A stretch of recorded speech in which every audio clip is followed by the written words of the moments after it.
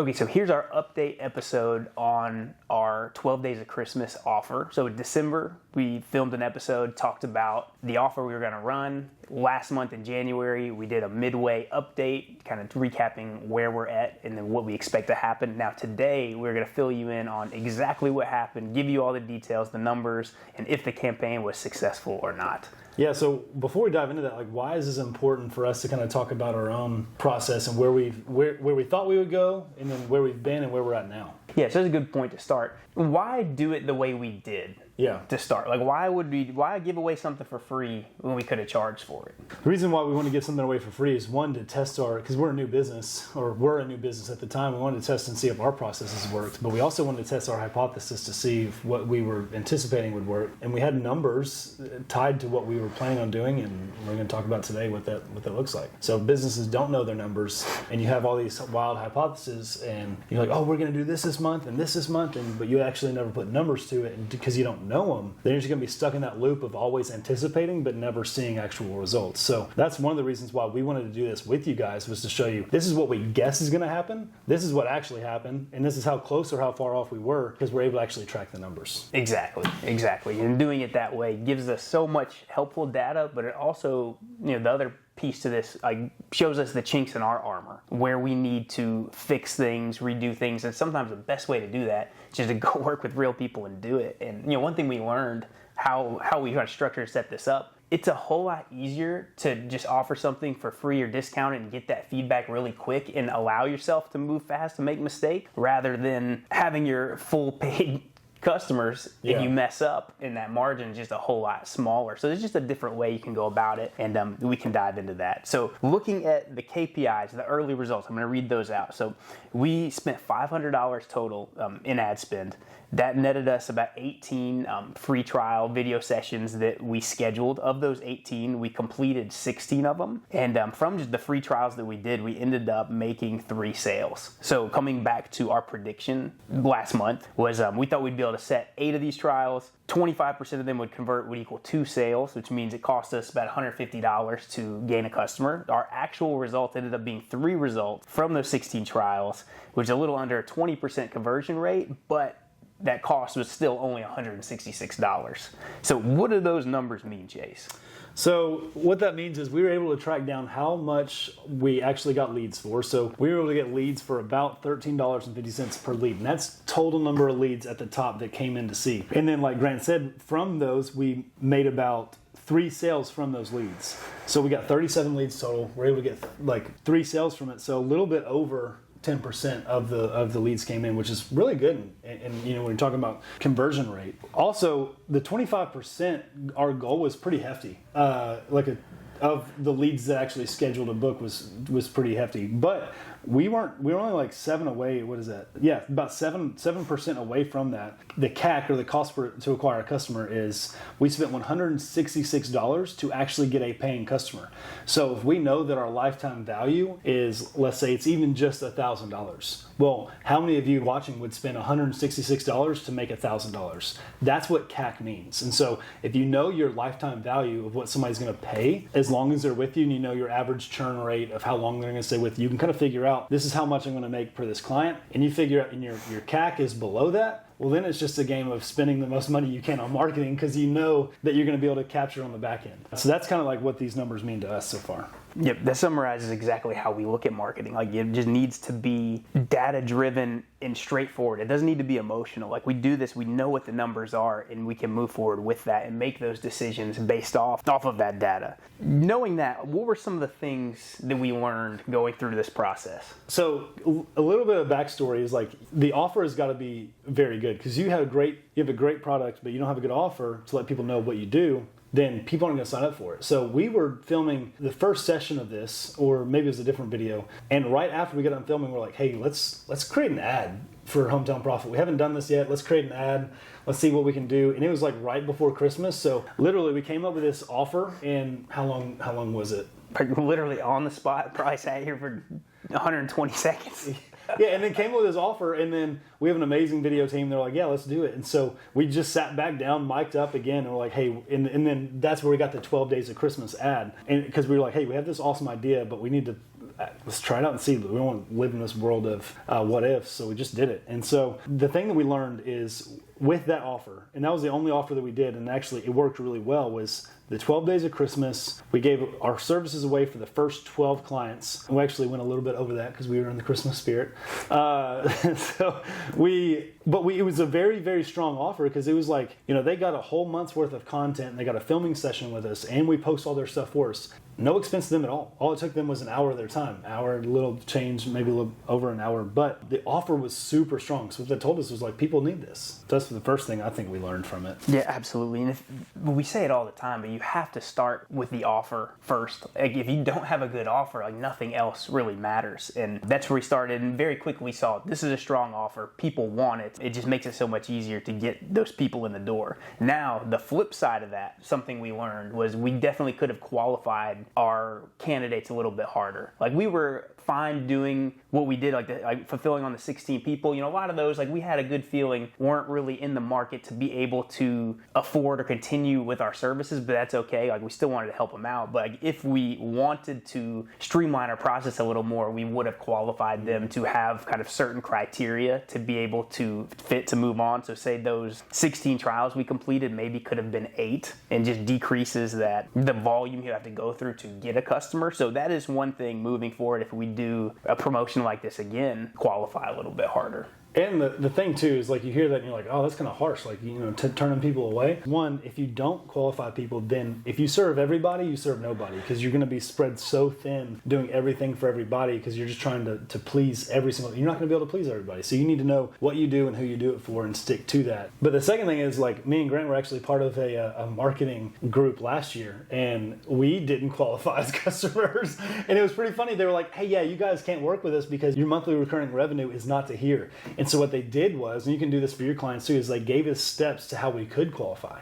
And so it kind of gave us a little bit extra oomph to like, okay, we need to go knock these things out so we can work with this client. So if you have people out there that you disqualify, it's like, hey, you disqualify right now, but if you do want our services, then you need to do X, Y, and Z to get there. And so it gives them a path forward too, and you're still able to help them out. And the flip side of that too, when you qualify people, it makes your fulfillment on the back end so much easier. When you work with a certain type of person, like that program, for example, if they would have let anyone and everyone in, you'd be working with the people that had huge numbers of recurring revenue versus the people who have $2,000 recurring revenue. So like them being able to streamline their service would be very, very difficult. They'd basically be customizing it to everyone versus, you niche down a little further. It makes it so much easier to fulfill on whatever service you provide. Let's walk through the client roadmap that we kind of figured out throughout this process. Yes. So one of the biggest bottlenecks we identified throughout this process was we put a little too much responsibility on the business owners. And what I mean by that is we'd get them in, we'd shoot the content, edit it all, we'd do everything for them. The one step that required a little effort for them was to view the content that we finished. And when you think about it, like we were sending them an email with all the content in it. It's like a Google Drive folder with 8, 10, 15, 20 clips in it. And that takes a little bit to review. So we found that was a very big bottleneck in that process. We'd send them this and it just took a while to get back with us on that. One, because maybe there's not skin in the game, they didn't pay for it, and that's part of another reason why we qualify.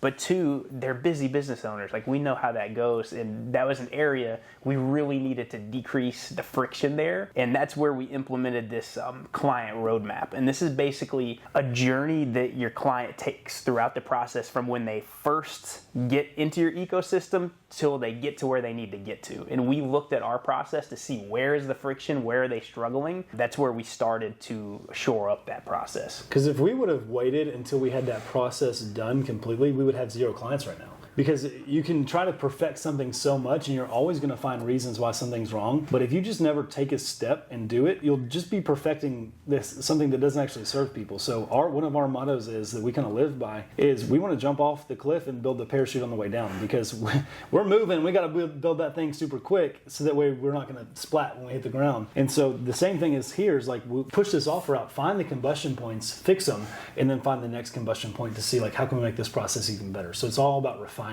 through fire, really.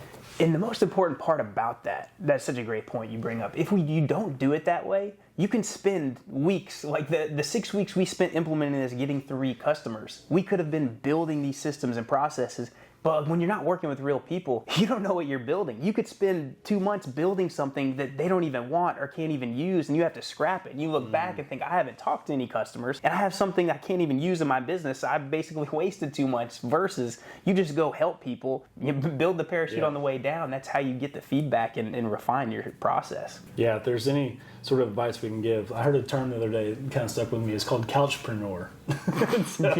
Instead of entrepreneur, it's called a couchpreneur. So basically, it's like you have all these ideas, you want to do all these things, help all these people, but they never get off the couch because they never get out of your mind. Like, you're stuck there just theorizing on the couch. So just go do it. You'll find out what works, what doesn't, and then you'll quickly learn what people like and just stick with that. So yeah, couchpreneur. And what better way to do that than to offer your service at a discount or free, to where you have the margin to be able to make mistakes. And Right. that just ultimately moves you so much faster than if you didn't. And then you pair that with, like you talked about before, knowing your numbers, tracking, being able to break this stuff down. Even if we got 0 sales from this, it would still uncover these big glaring bottlenecks in our process that we have to fix regardless. So it really is a win-win as long as you track it. When we kind of figure out, like, one of the combustion points we realized was like upselling and then the fulfillment improvements that we have. So do you want to kind of like walk through that, Grant, of like, we had this big process, is like, we had all these people sign up for the free trial. Now what? Yes. So we did set this up to where, we took massive action. We knew we could deliver on it. Fulfillment team was so focused on getting all these people in, getting these sessions recorded, getting it edited, getting it scheduled to them, to where we were only focused on completing the trial. Whereas at the end of the day, like, at least for us, ultimate goal wasn't just to complete the trial. It was a way to provide value, really learn more about their business, show them other ways that we could help them alongside video content, and be able to provide them with a next step, if it makes sense. And that was an area we were really struggling, because we just didn't have a process in place to do that. And if you don't have a process, you're going to default to the path of least resistance, which is just ticking the boxes. So what we implemented was like a 5-step kind of client journey. And this is super powerful. Like, anyone can do this. It can be a customer journey, client journey. If you coach people, if you have whatever kind of business, everyone has a customer journey. And for us, we basically look at the activation points. Like, there's 3 or 4 big activation points that a prospect or a client, customer has to hit in order to be successful. And we measure success as achieving what they set out to achieve, wanting to continue working with you, having a very positive experience, like all those things. And we pretty much boiled that down to just a couple really key points in our process, to where now our fulfillment team can focus on those activation points instead of all the checklist items just to get the job done. They're focused on the big pillars that are going to move the client through to still get that success, but also position them and us in the best position to move forward together, if it makes sense. And if you don't have a client journey, a lot of times in your mind, it'll probably change over time. It'll just be like, oh, well, I'm going to do this now, and this now, and this now, and this is how it's going to be. And that's great for you, but if you go to your employees, let's say you have 5 employees, and you don't even have it mapped out in your head, well, when you go to your employees, they're going to say, you ask them, hey, what's our client journey? Like, what do you expect, or what should happen? You're going to get 5 different answers because there's no clarity. And so that's one thing we've learned, is like, hey, we have to have clarity for everybody, because if not, then it's just assuming that people understand, and then assuming that we're doing stuff, assuming they're doing stuff, and assuming the client understands all this too. And you're right, client journey is super important, because you don't want 5 different answers for when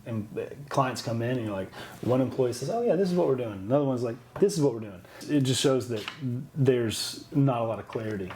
And this can be really, really simple too. Like, it's not anything in depth. Like, for us in this 3-month trial, just to give you the kind of background, the 5 key kind of stages, activation points for us was number 1, the onboarding. Like, when we have that first call with them and get them in the door, learn about their business. And the second one was completing their filming session. After we got that done, they feel excited, relieved, seeing like, hey, this wasn't as hard as I thought it was going to be. Third was when we deliver the content to them and they see how great it looks, and like, wow, I can actually present myself on camera. A lot of times for business owners, they're really kind of apprehensive about that. So that was a really big one. Fourth one was kind of the check-in process after we got the content posted out and scheduled, checking in with them to get the feedback, see what people are saying about it. They're really excited there. And that 5th point was kind of like the next step of hey, okay, well, where are we going to go from here? We got this month of content, but what's the bigger picture plan for your business? So we literally break it down to those 5 steps. Now our team can focus on those steps and walk the client through to hit those points. One video I was watching the other day on YouTube, this guy was asking Gary Vee, he was like, Gary, I want to scale my company. What's the biggest thing that I can do right now? And Gary just answered with one word. He's like, hiring. And he's like, just hiring, Gary's like, yes, you need to focus on hiring and like having the team. What we've noticed and through this is like another one of our combustion points was our team was pretty small in the beginning, and since then we've grown. After doing this, we've had to bring on more editors because our editing team and our filming team was so bogged down with the amount of people that we had come on that we needed to hire quick. Another thing is like when you have a really good offer, you're going to have a lot of people come in. You've got to have that foundation to be able to service everybody, because as a business, you want to be able to make promises and keep promises. And if you don't have the staff or the team to do it, you're not going to be able to keep those promises. And one thing we've been super fortunate is to have an amazing team behind us to say like, hey, we're good right now, but if we get X amount more clients, we're going to need to have more people. And that's actually what we're doing right now. Yesterday we sat down, I was like, okay, we can feel the pain right now of the team. Like we need to bring some more people on, which is a great problem to have. And it helps everybody to be like, one, have the foundation, but have the support of the team too. Yeah, and we frame that from the very beginning with the team too. It's like as we're all on board with knowing like, hey, we're jumping off the deep end here. It's going to be a little uncomfortable, but we have to go break things to then know what to fix and build and get better. Because coming back to our other point, we can hire and come up with all these things, but until like you actually just do it and see what you actually need. And when things break, here's the thing: is like in business, some of the people in the kitchen they would get upset because they would come into work every day and there would be problems. And I was like, I just run into problems every day when I come into work. And I'm like, okay, well, what is your expectation? Is your expectation that it's going to be perfect every day? Because if that's the case, then when you walk in, you're going to have a bad day every single day. So it's like, hey, let's maybe change the expectation. Like, hey, when we encounter a problem, we're going to deal with it this way. And we will encounter problems because it's just the nature of the business. So when we talk about things breaking, it's like, okay, we know things are going to break. So how do we react to them? And it's like, we kind of almost like rejoice at the fact of things breaking because like, oh, here's an opportunity that we can get better. But if we get mad at our team or if we get mad at ourselves for not fulfilling on something that we knew was going to break, we're going to be in this cycle the entire time, not showing ourselves grace or our team grace and not having an opportunity to grow. So. Exactly. I mean, one other takeaway for me that I want to share, how important having some way to track these prospects, these leads, these clients. Like you can see as a business owner, it's really easy to get scattered and leads are here, or do we follow up wherever, whatever it is. It can be really difficult. Having a CRM to track your people is super, super important. Your team can see where they're at. There's accountability to know what stage they're at and where, but then it shows us exactly where the bottlenecks are without having to go ask a bunch of questions. And I know we talk about knowing your numbers in terms of like the financials, but also knowing the data in terms of your delivery and your sales processes is really important. Like it showed us just the breakdown of how long it was taking or how difficult it was to get people to approve the content so we could schedule and post it. Showed us, hey, there's a bottleneck in our process. Let's go fix that. And I think that's a really important part of this too, is knowing how to see the data, how to set yourself up for success to visualize. You wouldn't believe how many people we've talked to and they don't have a CRM and they're like, yeah, I have everything on, a sheet of paper, and it's like, you're doing amazing with what you have right now, but like we could add some rocket fuel to this. You're able to keep up and fulfill all these promises just by keeping things on paper, which is great. But like we can automate some things to make it a lot easier for you. So some of these, like, it's dealing with geniuses. Keep up with all this stuff. And the important part of that is, I think you want to be able to get answers without having to chase people down. Mm-hmm. And what I mean by that is you want to be able to, as the business owner, to take a step back, look at the data, look at the numbers, and be able to make decisions without having to go, I got to go talk to this member who has to talk to their team, who has to check with this person. And then it's this process, there's this lag and this miscommunication and this barrier that makes it so much harder to make progress. Yeah. So what does somebody benefit with working with us early on?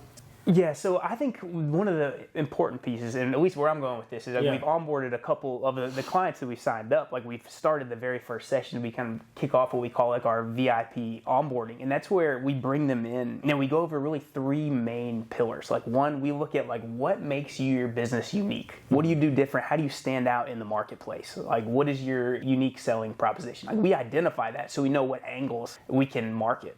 Second, we break down the numbers and we really look at like the cost to fulfill, all those kinds of things to see how can we create an offer, like where's the margin to create a grand slam offer like what we did. And that example for us was we were willing to send our video team out all around town and film this content for free. Like that cost us money, but we're willing to do it because we knew the numbers and we knew the offer was strong to where on our back end we make a couple sales, we recoup that and recurring monthly payments after that. So knowing that is really important. Okay, so in the very beginning we were able to bring on 12 businesses for free because we had the time and the resources to do that. Well, we brought on a little bit more than 12, and that time has capped because, again, we were feeling the Christmas spirit. So we figured out what we can do and how we can do it with the team that we have. So our time that we have allotted for free is no longer. And we quickly figured that out. It's like, hey, we have a product that's good enough. People are willing to pay for it, so we can't do it for free anymore because we won't be able to be in business. So what we've kind of done is we still have options available for people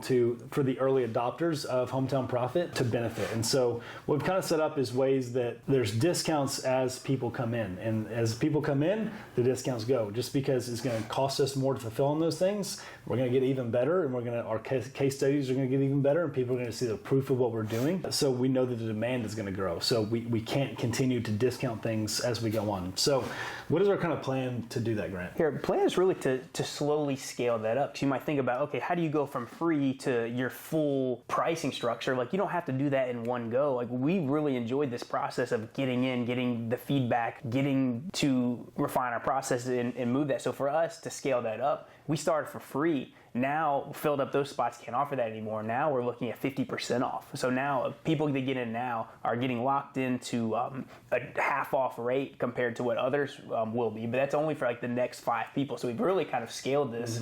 Next 5 people get 50% off. The next 5 people after that get 40% off. Next 5 after 30%, so on and so forth. Something along those lines. But we do that as a way to still offer that early incentive to keep our momentum going and refine our processes, but still, give them something for taking action. And like when we get to that like 0% off, like our systems are going to be so dialed in, it's like it's worth every single penny for what they're paying because our clients are taking risk, early adopters. We're also taking risk by charging them less. So it works out to be, if you're one of those that's watching and you get to the 0%, it's still going to be worth it because our systems and everything are going to be amazing. And they are right now. We're just making them even better. Exactly. It's a win-win for everyone. Mm-hmm. So if you want to work with us, if you've been watching this video and you've seen, man, yeah, I need a CRM. I need to be able to tell my story a little bit better. Yeah, I don't have a client journey. I want to be able to have content done in an hour a month. Like if you have any of those thoughts running through your mind, you're like, I could really benefit from Hometown Profit. Click the link in our bio or look at our website and schedule a session with us. And then we'd be happy to take a look and see